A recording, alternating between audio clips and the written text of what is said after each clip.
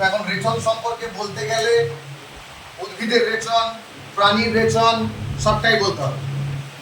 তো উদ্ভিদের রেচন সবার আগে আমরা জানবো যে রেচন কাকে বলে। এটা একটা অপচিতিমূলক প্রক্রিয়া। ঠিক, রেচন কাকে বলে না, রেচন হচ্ছে এটা একটা জৈবিক পদ্ধতি। এই পদ্ধতিতে দেহকোষে উৎপন্ন বিপাকজাত দূষিত পদার্থগুলো, সেটা অদ্রাব্য কেলাস হতে পারে, কোলয়েড হতে পারে, নাইট্রোজেন যুক্ত যৌগ হতে পারে উদ্ভিদের ক্ষেত্রে। আবার প্রাণীদের ক্ষেত্রে নাইট্রোজেন গঠিত ক্ষতিকারক পদার্থগুলো একটা নির্দিষ্ট অঙ্গে প্রেরিত হয়, সেখান থেকে আমাদের দেহের বাইরে বেরিয়ে গিয়ে দেহকে সুস্থ রাখে। সেই পদ্ধতিকে আমরা বলি রেচন।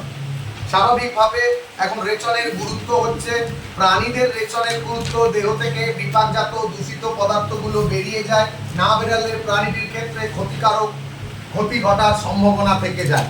উদ্ভিদের রেচনগুলো আবার প্রাণীদের বেশ কিছু জায়গায় কিন্তু কাজে লাগে। এখন উদ্ভিদের রেচন ত্যাগের পদ্ধতি, উদ্ভিদের রেচনগুলো তুলনামূলকভাবে কোনো নির্দিষ্ট অঙ্গ নেই, কোনো তন্ত্র নেই। উদ্ভিদের রেচন তুলনামূলকভাবে সরল পদ্ধতি, জটিল না। উদ্ভিদের রেচন তুলনামূলকভাবে কম ক্ষতিকারক, কোনো কোনো ক্ষেত্রে প্রাণীদের জন্য উদ্ভিদের রেচন পদার্থগুলো কাজে লাগে, কিন্তু প্রাণীদের রেচন পদ্ধতি বা প্রাণীদের যে রেচন পদার্থ সেগুলো কোনো কাজে লাগে না, সেগুলো ক্ষতিকারক। উদ্ভিদের রেচন পদ্ধতির মধ্যে সবার প্রথম বলেছে পত্রমোচন। তাহলে উদ্ভিদের রেচনে সবার প্রথম যদি আমরা বলি পত্রমোচন, মানে কোন কোন গাছ যারা নর্মালি চিরহরিৎ নয়, অর্থাৎ পর্ণমোচী, তারা বছরের একটা নির্দিষ্ট সময় নিজের পাতাটা খসে ফেলে এবং পাতার মধ্যে রাখা সঞ্চিত রেচন পদার্থগুলো দেহের বাইরে নির্গত করে। যেমন আমরা বলতে পারি শিমুল, শিরীষ, আমরা, এই সমস্ত গাছগুলো পাতাতে সঞ্চিত রেচন পদার্থ পত্র ত্যাগের মাধ্যম দিয়ে নিজেদের রেচন ত্যাগ করে। এক নম্বর হলো পত্রমোচন। দুই নম্বর কি?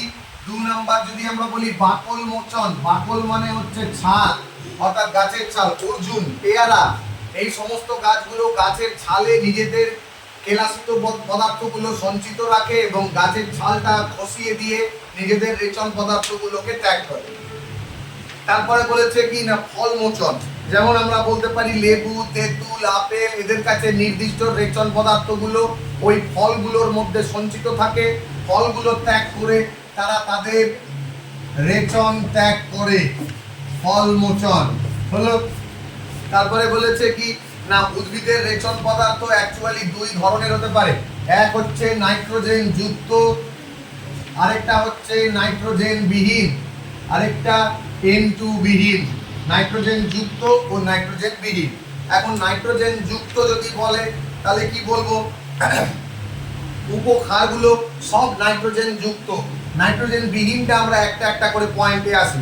নাইট্রোজেন বিহীনের প্রথম পয়েন্টেই পাবো আমরা তরুক্ষীর, যেমন বট, আকন্দ, রবার, পেঁপে, এই সমস্ত গাছগুলোর পাতা বা কাণ্ড কাটলে আমরা সাদা রঙের এক ধরনের তরল পদার্থ দেখতে পাই, যাদেরকে বলা হয় কি, যাদেরকে বলা হয় তরুক্ষীর। তরুক্ষীর মানে ক্ষীরের মতো, তরু মানে গাছ, গাছ থেকে নির্গত হওয়া।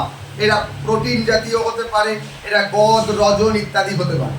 এবার বলেছে তরুক্ষীরের যে রেচন পদার্থগুলো বেরিয়েছে সেগুলো কিসে কিসে কাজে লাগে। যেমন পেঁপে থেকে প্যাপাইন বেরিয়েছে, যেটা বাস্তবে প্রোটিনকে পরিপাক করতে সাহায্য করে। রবার গাছের তরুক্ষীর বাস্তবে আমাদের রবার, ইরেজার রবার, যেগুলো রবার তৈরি করি সেগুলোতে কাজে লাগে। তারপরে তরুক্ষীর জল রোধক বস্তু হিসেবে ব্যবহৃত হয় এবং ইলেকট্রিক তারের মধ্যে ইনসুলেটরের কাজ করে হচ্ছে তরুক্ষী। এরপর আসছি গদ। গদ কোন গাছ থেকে পাই আমরা? সজনা গাছ থেকে পাই, শিরীষ গাছ থেকে পাই, আমড়া গাছ থেকে পাই, বাবলা গাছ থেকে পাই। এই গদ আছে। গদ বাস্তবে কি করে? গদ বাস্তবে আঠা বাঁধাই শিল্পে, বই বাঁধাই শিল্পে কাজে লাগে। ছাপার কালি, ওষুধ, প্রসাধনী দ্রব্য বানাতেও গদের ব্যবহার আছে। এরপর বলেছে রজন। পাইন গাছের রজন নালীতে থেকে রজন নির্গত হয়। এই রজন বাস্তবে আমাদের কাঠ পালিশ বা বার্নিশ করতে কাজে লাগে এবং সেখান থেকে তারপিন তেল তৈরি হয়, যা নর্মালি তৈলচিত্র ছবি আঁকতে সাহায্য করে। এরপর বলেছে ট্যানিন। এই ট্যানিন কোথায় পাওয়া যায় না, ট্যানিন এক ধরনের কিন্তু তিতা সারযুক্ত কার্বনযুক্ত রেচন পদার্থ, আমি যা যা বললাম, তরুক্ষীর, তারপরে বললাম গদ, তারপরে বললাম রজন, তারপরে বললাম ট্যানিন, এগুলো প্রত্যেকটাই নাইট্রোজেন বিহীন রেচন পদার্থ। এখন এই আমাদের ট্যানিন নরমালি কি করতে কাজে লাগে? চা গাছের পাতায় পাই, তারপরে হরিতকি গাছে পাই, ক্ষয়ের যেখান থেকে তৈরি হয় আর কি। কেফিন, এটাও আছে, কফি গাছের বীজে থাকে কেফিন। এগুলো প্রত্যেকটাই কিন্তু নাইট্রোজেন বিহীন রেচন পদার্থ। নাইট্রোজেন যুক্ত রেচন পদার্থের মধ্যে কি আছে না, নাইট্রোজেন যুক্ত রেচন পদার্থের মধ্যে আছে উপক্ষার। উপক্ষার বলতে যেমন ধর আমরা বলতে পারি কুইনাইন। কোথা থেকে পাই? সিনকোনা গাছের ছাল। কি কাজে লাগে না, ম্যালেরিয়ার ওষুধ তৈরিতে। তারপরে বললাম নিকোটিন, তামাক গাছের পাতায়। কি কাজে লাগে? মাদক দ্রব্য, সিগারেটের মধ্যে থাকে। তারপর ডাটুরিন, ধুতরা গাছের পাতায় থাকে। কি কাজে লাগে? হাঁপানি বা অ্যাজমা রোগের কাজে লাগে।